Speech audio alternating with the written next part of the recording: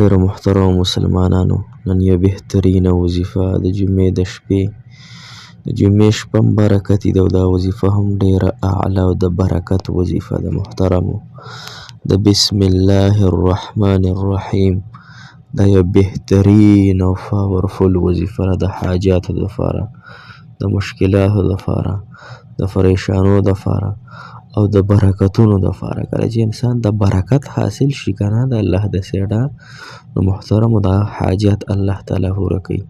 نو نن د بسم الله الرحمن الرحیم داسې فضیلتونه بیانوم انشاء الله، داسې برکات د بیانوم چې تاسو به چېرته انشاء الله په خوب کې هم نه وي اورېدلي، نه به هم تاسو چاته د مولیانو نه انشاء الله چې اورېدلي وي. نو دا وظیفه چې څوک د دې ګوره یو انسان د یو څیز فضیلت واوري که نه، نو بیا د هغې شوق ورسره پیدا شي.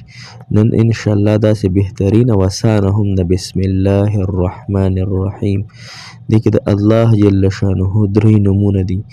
یو اسم ذات دی، د الله تعالی خپل نوم دی الله الله. یو رحمان دی چې دا الله تعالی په دنیا کې ټول چاته هر ټولو مخلوقاتو ته دا دغه کړی دی. او یو رحیم دی چې خاص په آخرت کې به الله تعالی په خپلو بندګانو باندې رحیم ذات وي. نو دا وظیفه را سره انشاء الله تاسو ټول په ټوله واورئ. السلام علیکم ورحمت الله وبرکاته. ډېرو محترمو قابل قدر مسلمانانو وروڼو خویندو مسافرو، هغه مسافر کوم چې بهر هیوادونو کې ژوند کوي، که ستاسو د کور مسافر دی او که بهر دی، ګاونډیان هم دي، رشته دار هم دي، د ټولو مسافرو د الله تعالی اوږده زندګي د صحت او عافیت والا نصیب کړي. الله مو په خپلو بچو خوشحاله کوي، په خپلو خاوندانو، په خپلو وروڼو، په خپلو بیبیانو الله تعالی مو خوشحالیانې نصیب کړي دنیا او آخرت. محترمو، نن چې زموږ کومه وظیفه ده د بسم الله الرحمن الرحیم ده، یو د جمعې شپه د برکت والا او بله وظیفه د برکت والا.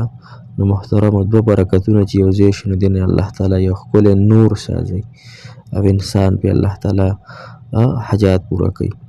نو تاسو دا فضیلت واورئ، د دې وظیفې سکف کوئ مه، انشاءالله پوره واورئ، تاسو به په ثواب هم وشي، فایده هم درته ډېره زیاته وشي انشاءالله. رسول الله مبارک صلی الله علیه وسلم فرمایلي دي که نه، حدیث دی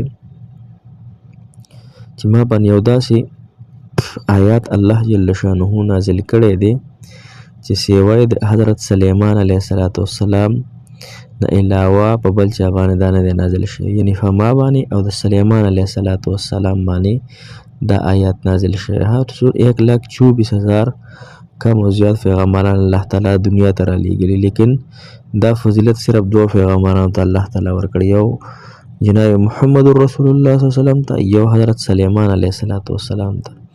هغه آیات د بسم الله دا مستقل آیات دی د قرآن. ها جابر رضی الله عنه فرمایي که نه چې کله بسم الله الرحمن الرحیم آیات نازل شو که نه، نازل شو، صحیح شو که نه، نو دا وریځ نه دي، دا ډېرې ښکلې شوې، یعنی وریځې په خپل ځای باندې ښکلې ودرېدلې. ښه وریځې خو روانې وي که نه، مزل کوي، دا وریځې ودرېدلې ښه د برکت د وجې نه، د هوا نه، د هوا چې چلیږي دا مو ودرېدله په خپل ځای باندې. سمندر چې دی که نه څومره تیزې چپې وي، که تاسو چېرته په خپله لیدلي نه وي نو په دې موبایلو کې هم کتلي وي، سمندر هم په خپل ځای باندې ودرېد، دا چپې مپې دا بند شو، دا شور شعاره بند شو. ها او بل دا چې ځناور نه دي، هغوی هم خپل غوږونه جګ کړه، جګه چې څه شی نازل شو، ځناور هم خپل غوږونه ولګول چې دا موږ واورو. کوم چې شیطانان دي که نه، دا د اسمان اکثر موږ اوړي کې بهر پراته وي که نه په کټونو کې، نو یو شغله په دې اسمان کې داسې رڼا شان داسې تیزه لاړه شي بل سیټ ته، دغه شغلې چې دي دا په شیطانانو باندې الله تعالی نازلې کړې. ها او الله جل شانه فرمایي چې زما د په خپل عزت او په جلال باندې قسم وي. ها الله تعالی فرمایي زما د په خپل عزت او په خپل جلال باندې قسم وي چې کوم انسان دا بسم الله الرحمن الرحیم ووایي که نه، دله به زه خامخا برکت ورکوم، برکت. صحیح شو که نه.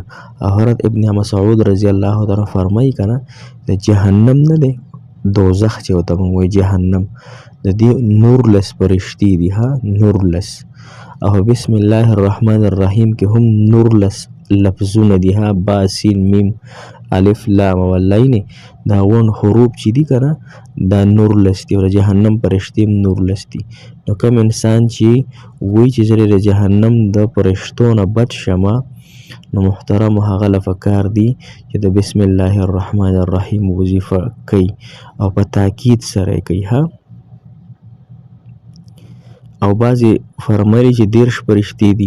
نو محترم مسلمانانو دغه فرشتو نه به الله تعالی تاسو ته امن درکړي، ځکه دغه فرشتي کڼیم دي، نه اورېدل کوي نه لیدل کوي، انسان باندې وردغه کېږي. هر نبي پاک سلام فرمایي که نه، یو صحابي فرمایي چې نبي پاک سلام په خپلې سورلۍ باندې ناست و بیا بیان وفرمایو چې د نبي پاک سلام اوښه نه ده، دا لږه د خپله لږه دغه شوه وړقېده. نو هغه صحابي وي د شیطان دی وي داسې وشي. نبي پاک سلام ورته وفرمیل داسې مه وایه، شیطان په دې باندې نور هم دغه کېږي، بلکې دا بسم الله الرحمن الرحیم وایه، د بسم الله د برکت نه شیطانان تښتي. ها یو حدیث کې دي چې کم څیز د بسم الله نه شروع شي هغه برکت والی.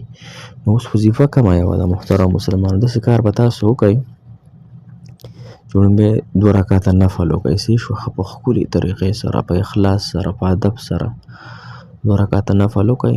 د هغې نه پس کښېنئ په خپل ځای باندې او 314 پیرې بسم الله الرحمن الرحیم بسم الله الرحمن الرحیم مخکې وروسته خیر دی یو 2 پیرې 3 پیرې درود شریف ووایئ او بیا الله تعالی ته دا آیات واسطه کوي. یا الله تا چې په خپله کومې خبرې فرمایلي دي او الله ستا نبي پاک سلم چې کوم خبرې فرمایلي دي الله دا حق او څه چې دي الله ما ستا د بسم الله الرحمن الرحیم ورد وکړو، الله د دې برکت ما ته حاصل کړي او دې د برکت د وجې نه الله زما حاجات ته پوره کړي. الله زه ډېر عاجز یم، ګناهګار یم. الله د بسم الله چې کوم برکات دي، کوم فضیلتونه حدیث مبارکو کې ذکر دی، الله ته په خپله قسم خوري. الله زما د خپل جلال او په عزت قسم وي، په لوی مرتبه او شان باندې قسم وي چې څوک بسم الله وي زه به برکت ورکوم. الله زما د حاجت دپاره ماته برکت راکړي، ها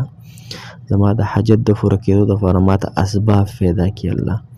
الله دا بسم الله ډېره ښکلې کلمه ده، الله ستا محبوبه کلمه ده. الله نو دغې واسطې باندې زما الله حاجتونه پوره کړي انشاءالله. محترم مسلمانانو د الله جل شانه نعوذ بالله دنیا ټوټې کېدی شي، خو الله تعالی په خپل چې قسم په یو څیز وخوري هغه پوره کوي انشاءالله. الله تعالی به زما او ستاسو حاجات پوره کوي او الله تعالی زما او ستاسو به انشاءالله حامی او ناصر او مددګار شي.